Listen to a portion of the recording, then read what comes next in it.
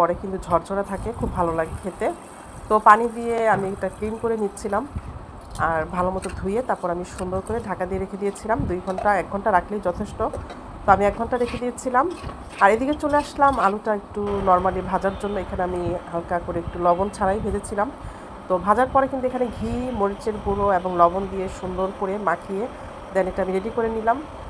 তারপরে যেটা করব এখানে মানে আলুটা ভালো করে মাখিয়ে সুন্দর করে এখন আমি রান্না করতে চলে যাব। রান্না করতে বলতে যেটা হচ্ছে আমি এই রাইসটা বাসমতি চালটাকে আমি এখন রান্না করে নিব। তো এটাকে আমি বেশিক্ষণ কুক করব না। দেখতে পেলে আমি এখানে কিছু লবণ দিয়ে দিয়েছি, পরিমাণ মতো সয়াবিন তেল দিয়েছি, এলাচি, দারচিনি এবং কিছু লেবুর রস দিয়ে দিলাম। তো এটা আসলে রাইসটাকে ঝরঝরা করতে কিন্তু লেবুর রসটা কিন্তু ভালো ভূমিকা রাখে। তো সয়াবিন তো দিয়েছি, এটা তো দেখতে পেয়েছো। তো যখন ভালো মতো পানিটা বলক চলে আসছিল আমি কিন্তু এই ধুয়ে রাখা ঝরিয়ে রাখা চালটা, বাসমতি চালটা, এটা দিয়ে ভালো মতো নেড়ে দিলাম সাথে সাথে, নতুবা কিন্তু মানে চাকা চাকা হয়তো বা কোথাও কোথাও জমে থাকতে পারে। তো এখন যখন দেখলাম যে না হয়ে গেছে, মানে এটা কিন্তু ফুল সিদ্ধ করিনি আমি, তো এটাকে আমি এমন পরিমাণে সিদ্ধ করেছি ভাপে বাকিটা সিদ্ধ হয়ে যাবে। তারপরে এখানে আলু দিয়ে দিলাম কাঁচামরিচ মাংসটার উপরে। এখন আমি সুন্দর করে এটা বসিয়ে দিব। তো তার আগে আমি যেগুলো করছি, এখানে বেরেস্তা দিয়ে দিলাম। আমি বেরেস্তাটা আমার কিছুটা আসলে রাখা প্রয়োজন ছিল, তো পরে আবার অবশ্য ভেজে বেরেস্তাটা সুন্দর করে দিয়ে দিলাম।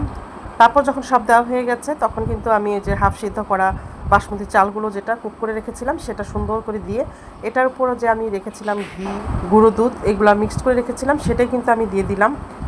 আর এখানে ছিল জর্দার কালারটা আমি হালকা করে সব জায়গায় সুন্দরভাবে দিয়ে দিলাম যাতে সুন্দরভাবে সব জায়গায় দেখতে ভালো লাগে। তো এভাবে দেওয়ার পরে আমি কিন্তু রান্নার জন্য রেডি করে নিলাম। বাস এখন আমি একটু দুধ দিয়ে দিলাম। আমার কাছে মনে হলো যে দুধ আরেকটু লাগবে, তো আমি আরেকটু ফুটন্ত গরম পানির মধ্যে দুধ গুলিয়ে দিয়ে দিলাম। তো এভাবে প্রায় আমি রেখেছিলাম 2.5 ঘন্টার মতো। রাখার পর এই যে আটা দিয়ে মুখগুলো আটকে দিয়েছিলাম, সেটা অবশ্য তোমাদের সাথে আমি শেয়ার করতে পারি নাই। তো রান্না শেষ হয়ে গেছে অলমোস্ট। এখন দেখো কেমন হয়েছে। আলহামদুলিল্লাহ, আমার মেয়ে রান্না করেছে, আমি কিন্তু সহকারী ছিলাম, সাথে হেল্প করেছি। তো দেখতে পাচ্ছ কত সুন্দর লাগছে দেখতে, মাশাআল্লাহ। তো আসলে আমি দোয়া করি আমার মেয়ে খুব ভালো একটা কুক হোক, মানে কুক হিসেবে নিজেকে প্রেজেন্ট করুক। খুব ভালো লাগে, মেয়ে মানুষ রান্না না থাকলে, রান্না না জানলে অবশ্য ভালো লাগে না। তো এই ছিল আজকে আমার বিফ কাচ্চি আমার মেয়ের হাতের। কেমন হয়েছে তোমরা কিন্তু এটা কমেন্ট করে অবশ্যই জানাবে। আর যদি কেউ খেতে চাও তাহলে চলে আসবে, সবার দাওয়াত রইল। আলহামদুলিল্লাহ, মাশাআল্লাহ, খুব ভালো হয়েছিল খেতে। সবাই ভালো থাকবে, আল্লাহ হাফেজ।